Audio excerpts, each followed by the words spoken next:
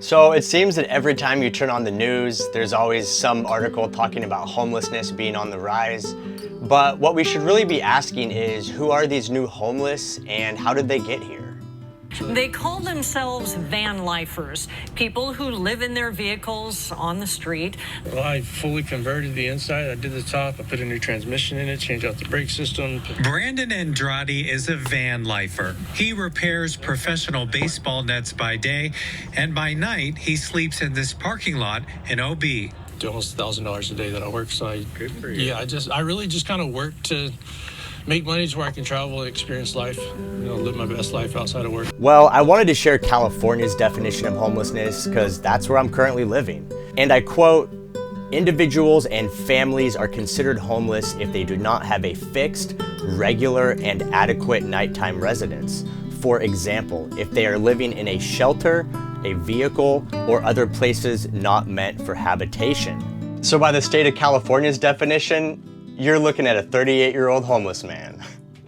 But I would argue with California that I'm not actually homeless. I have a home and I really enjoy living here. It just doesn't happen to be attached to a foundation. So the article goes on to say, an estimated 39% of LA County's unsheltered population lives in vehicles. Between 2019 and 2022, the number of people sheltered in cars, vans, and RVs rose 17% to 19,400. Yet despite this proliferation of vehicular homelessness, relatively little is known about it.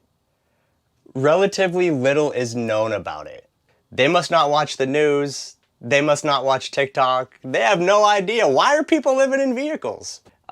If you go on TikTok and just look and type in living in your car, there's regular people, just everyday folks with jobs, full-time jobs, families, and even students living in their cars. But pretty much I'm broke. I can't afford rent, food, and bills, and my student loans. You need to make at least $3,000 to $4,000 per month. I barely make $1,000 per month, but I love what I do. I do have a job. Number one, it's cheaper than living in an apartment and paying rent for something that I don't get to keep. And throwing away thousands of dollars every month. I don't do that when I live in my car. It all goes to things that are serving me. The cost of living has gone through the roof on everything: food, transportation, electronics, insurance, and with housing being the largest expense.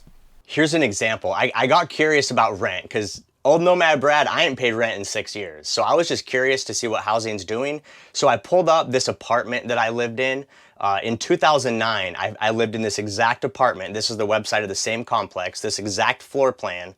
In 2009, I paid $936 a month for this 2-bedroom apartment in Tigard, Oregon.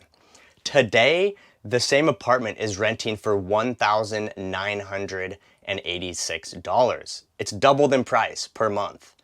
But let me ask you, how many people's salaries or wages, hourly wages, have doubled? I was curious, I have no idea. So I went and pulled the numbers. So here's the numbers from usafacts.org. This is on the median annual wage. So if we do the math, we have 33,190 in 2009, 46,310 in 2022.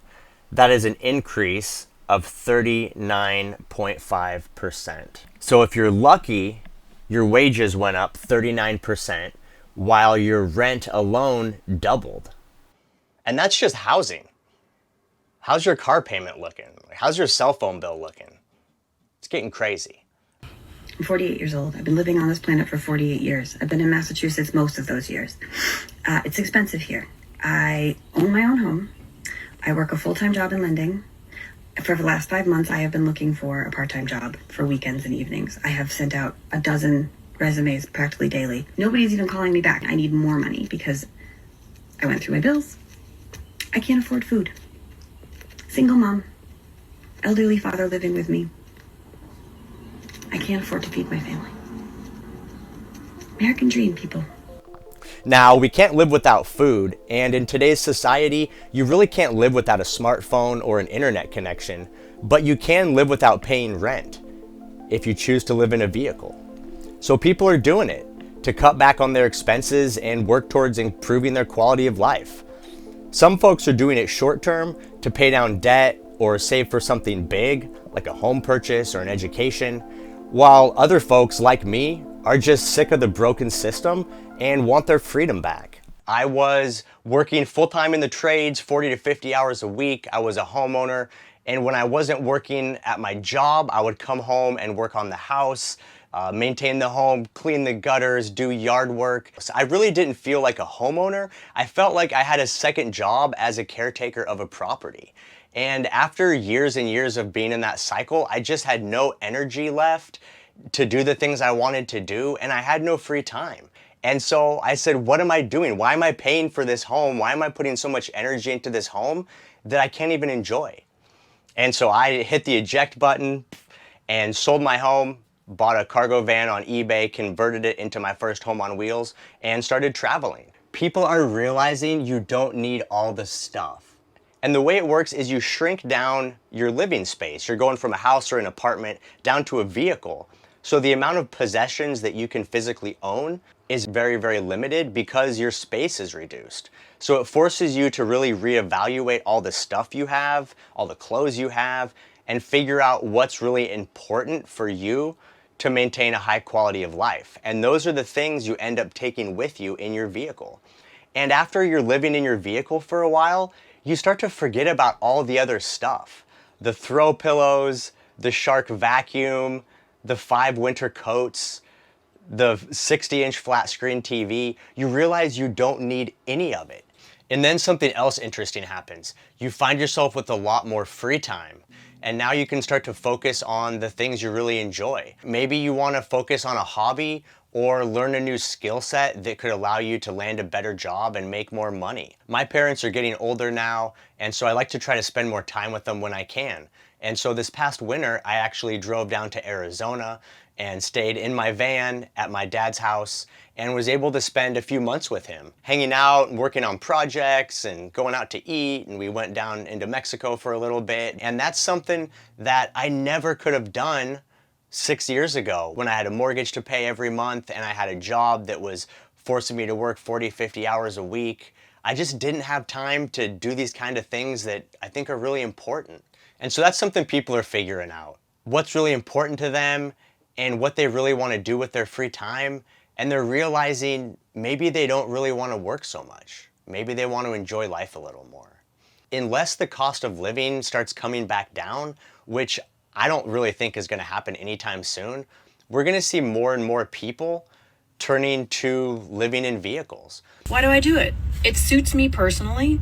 There's so much about it I like. I like being able to travel. I'm seeing the entire country. I've been to more places in the country than probably most people have. I also really like the idea of living on the cheap. Still cheaper than a mortgage or rent. But I stay in public lands a lot. I stay on side streets, places like that, where it's legal and free to park overnight. Love that. The biggest draw is the excitement, the adventure. Look where I am. This is the view out my front window right now. Come on. I just need to be where there's a cellular connection and we can work.